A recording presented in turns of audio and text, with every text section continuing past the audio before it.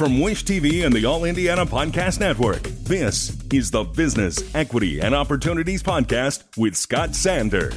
Welcome to the Business, Equity, and Opportunities Podcast. I'm Scott Sander. On this episode, a new report grades economic wellness. Jane King reports on how Indiana stacks up. National Earth Day is this week. We're checking in with the Hoosier Environmental Council and Earth Day Indiana. And we have a special success story. Every business is unique and has a target audience. If you own or manage a business, Circulus Digital Media can help you connect and grow your customer base with turnkey digital solutions that are nimble, offering best-in-class results, service, and support to reach a bigger customer base, allowing you to pinpoint a specific audience down to the smallest details. Get outside the city, the state, span the globe. Put Circulus Digital Media to work for you. Get started now at circulusdigital.com. That's circulusdigital.com. It is time for our monthly check-in with Jane King to find out how Indiana is doing from a worldwide perspective. Her office, the global electronic marketplace, the NASDAQ. This is Business, Equity, and Opportunities. Access to capital. The rankings of rich states versus poor states is out, gauging economic wellness and competitiveness. It's from the American Legislative Exchange Council. Indiana ranks number 5 on the list. Indiana was noted for estate tax laws and being a right-to-work state. Meanwhile, Indiana has seen a 19-cent per gallon increase in the price of gas. It was the largest in the nation. That's from February to March. Economists say one reason Indiana gas prices had such a big jump was the eclipse, as hundreds of thousands of visitors came to the state to see the event, driving up demand for gas. The most expensive gas in the state is in the Gary LaPorte area, $3.82 a gallon. Well, small business optimism fell to an 11-year low. Small business optimism, according to the National Federation of Independent Businesses, says that small businesses aren't feeling especially positive about their future, as labor and other costs weigh on the bottom line. About a quarter of business owners in the survey said inflation is their single most important operating problem. Well, after more than a year in the works, Roche and Eli Lilly have taken a step closer to delivering their blood test designed to aid in the diagnosis of earlier cases of Alzheimer's disease. The FDA has granted their work a breakthrough designation to help accelerate its development. According to the company, a patient's positive result would correlate with a high likelihood of finding Alzheimer's characteristic amyloid plaques through a PET scan or an analysis of their cerebrospinal fluid, while a negative finding would help to rule that possibility out. Purdue is breaking ground on what's going to be the biggest dorm on campus. The building will be put on the south side of Hillenbrand Hall and is set to be Purdue's largest residence hall, adding 900 beds to campus. Purdue leadership says the main concern at this point is to take care of every student who wants to live on campus. Purdue President Meng Cheng says the dorm is yet to be named and it will be complete in 2026. Meanwhile, according to a study conducted by Dr. Michael Hicks from the Miller College of Business at Ball State, Caitlin Clark's addition to the Fever roster would be expected to bring in an estimated 26,000 more fans to Fever games throughout the season, at least 10,000 of whom would be coming from outside the region and would spend money in hotels, restaurants, and other entertainment venues during their stay. Well, Indiana was found to be in the middle of states for environmental consciousness. A new study commissioned by Avocado Green Mattress and conducted by One Poll ahead of Earth Day. The survey found what it means for respondents to be environmentally conscious and how that's impacted their lives. How being conscious affects respondents on a day-to-day level. Almost a fifth said worries about the environment keep them up at night. Of respondents who lost sleep due to worries about the environment, the average person misses out on about 3 hours of sleep per week. And buyers are getting a break on used cars. According to Cars Commerce March Industry Insights report, the used car market supply increased over last year, with average prices hitting a 32-month low of $28,000. Additionally, about 70% of dealers feel inventory levels are just right at the moment. And tech stocks may have led the rally on Wall Street this year, but Goldman Sachs Asset Management is ready to take its profits from tech and run. The firm believes tech stocks will come under pressure and is eyeing investments in energy and Japanese companies. For example, Goldman says oil and gas companies are up 16% this year compared to 11% for tech. Elsewhere, as energy demand surges nationwide, utilities and developers are planning for a rise in new power plants. However, very few of them may run on fossil fuels. Bloomberg reports some 80% of proposed capacity is solar plus batteries. Only 3% of proposed power plants would run on natural gas or coal. Power demand is being driven by data centers incorporating AI and also electric vehicles. From the NASDAQ market site, I'm Jane King. This is Business Equity and Opportunities. Tomorrow is Earth Day. It was established back in 1970 to raise awareness about environmental issues. We talked with Sam Carpenter, Executive Director of the Hoosier Environmental Council, to find out the issues Indiana is facing this day. This is Business Equity and Opportunities. This Week in Business. Well, Hoosier Environmental Council is really focused on improving quality of life for Hoosiers through strong environmental policy and practices. So what we do is we have what we call our Green Business Program, and that is businesses that have demonstrated their commitment to sustainable practices, and they're supporting Hoosier Environmental Council, and we're kind of highlighting them as businesses that have done this. What's really important is that small and large businesses are showing leadership on that these issues are important and that they can take action to support a more sustainable environment. So sometimes, and for Indiana to be competitive, so we've invested a lot at our state in terms of attracting business to Indiana. But to really be competitive, we need to have a healthy and place to live with green space and natural places. We also need availability of clean, renewable energy. Businesses want to reduce, they have goals of reducing their greenhouse gas emissions. And it's a challenge to do that in Indiana. There's more solar and wind on a big utility scale level, these big giant developments that provide very much needed energy. On the local level, there's really not much opportunity. So if you want to have solar on your rooftop or in your community, there's not a lot of incentives to do that. And what's going on is there's so much more demand for energy because of these big data centers and AI and electrification of vehicles, that states that have an abundance of clean, renewable energy are going to attract more business development in their state. And right now, that's a challenge for Indiana. So one of the things that we're looking for also is community solar. We're part of a coalition working on behalf of community solar that it sounds too good to be true, but it's really not. If you want to have solar benefit from clean, renewable energy in your community, all you have to do is subscribe. You save 10 to 20% on your utility bill. You don't have to pay for putting solar on your roof.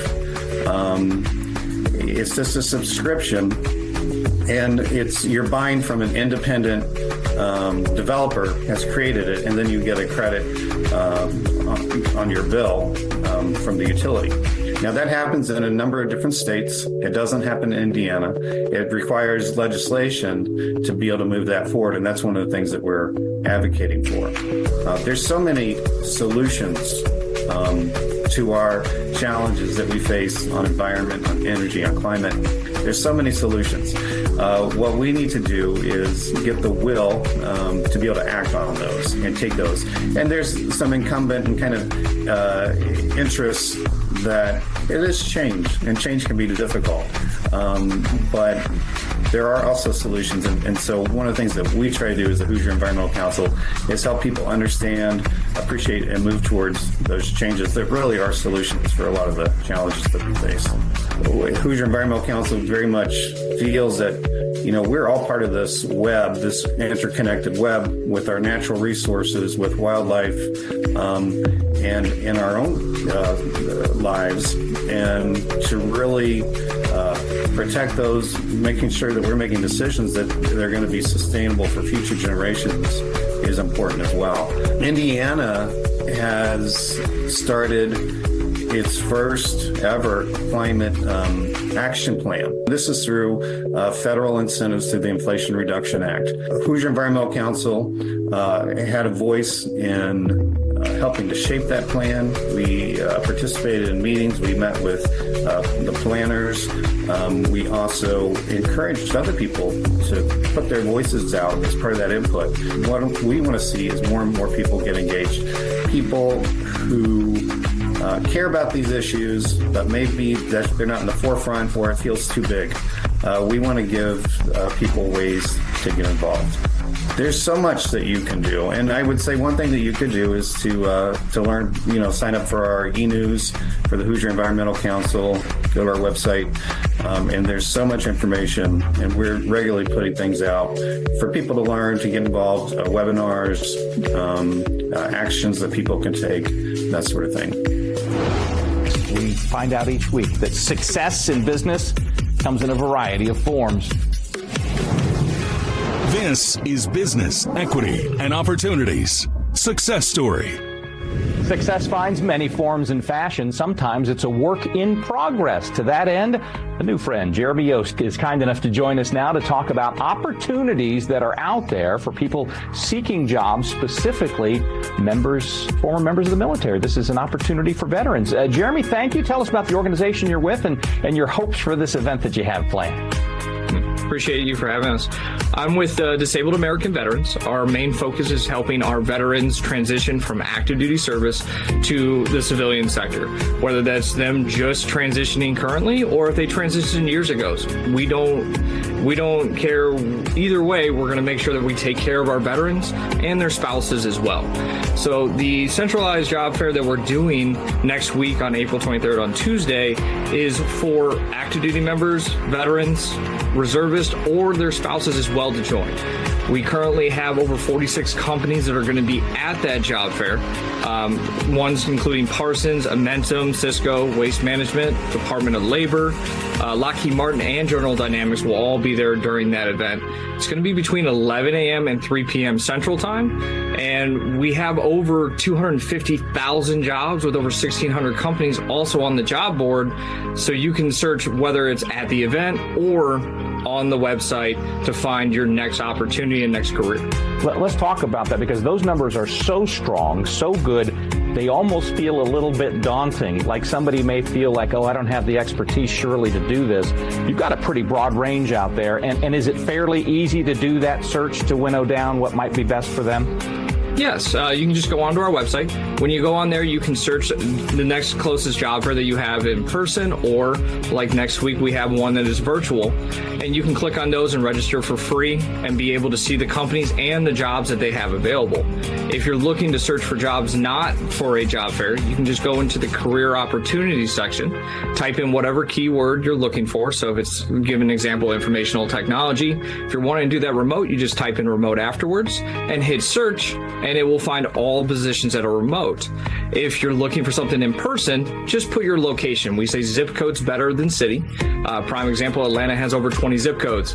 It could be a 2.5 hour drive from where you're at, but if you put your zip code, it's going to go 25 miles around the zip code.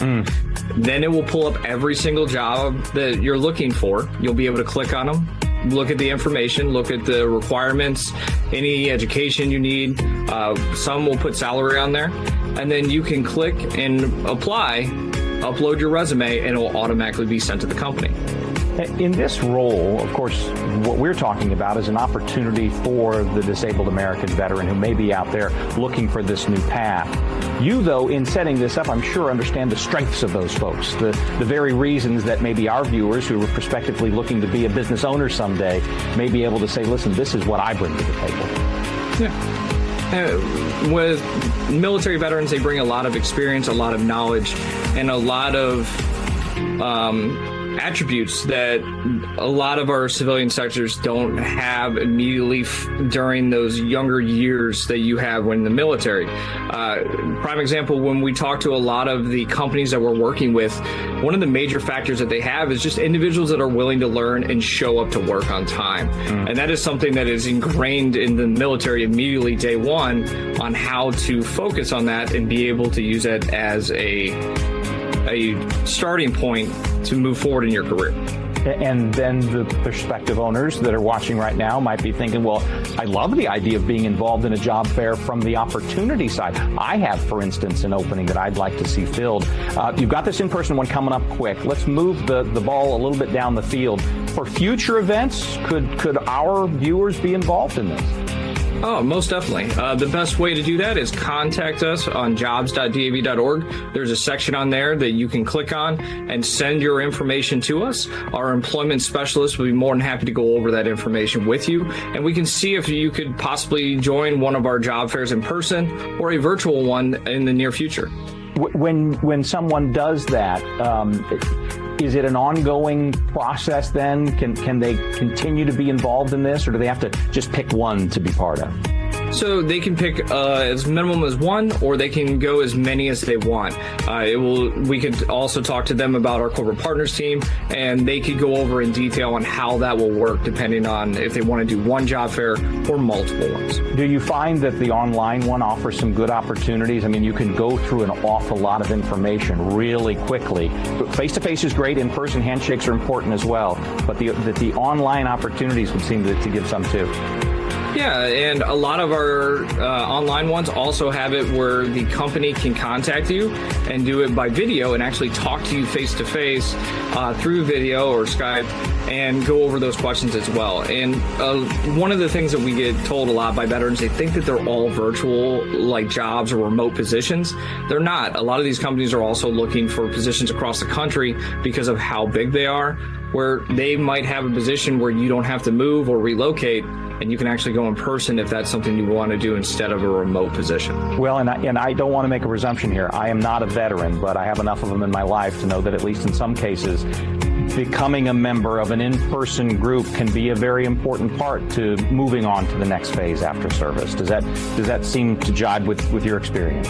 Yeah, and with DAV, you can join DAV and help out over our 1 million members, or we will help you for free and you don't have to become a member. So whether you want to or not, we're here to help you, whether you are a member or not. Well, we appreciate your time today. We look forward to seeing how the job fairs go, and we'll put your link on BEOshow.com as well so that our viewers who know that link well will be able to find you quickly. Best of luck, and we'll talk soon. Our thanks again to all the contributors who joined us for this episode of the Business Equity and Opportunities podcast. We hope you found it enlightening, useful, and inspiring. You'll find more information about the show on our website, BEOshow.com. You can watch Business Equity and Opportunities Sunday mornings at 10 on Wish TV or live stream it through wishtv.com. Each week we provide 7 full segments with topics ranging from how to get started and how to access capital to the day-to-day running of your business and questions about accounting and bookkeeping. We feature business news and trends and always share a success story from one of our contributors. Join us next time for more insights into the world of small business. Be sure to sign up for our Business Equity and Opportunities newsletter to get even more valuable, up-to-date information. And if you have any questions or you'd like to be part of our show, please email us. The address is beo@wishtv.com. We'd love to hear from you. I'm Scott Sander. Thanks for listening. Watch the Business Equity and Opportunity Show on Wish TV and access all of our content and share it on demand anytime at BEOshow.com. You can find more podcasts from Wish TV on the All Indiana Podcast Network at allindianapodcastnetwork.com.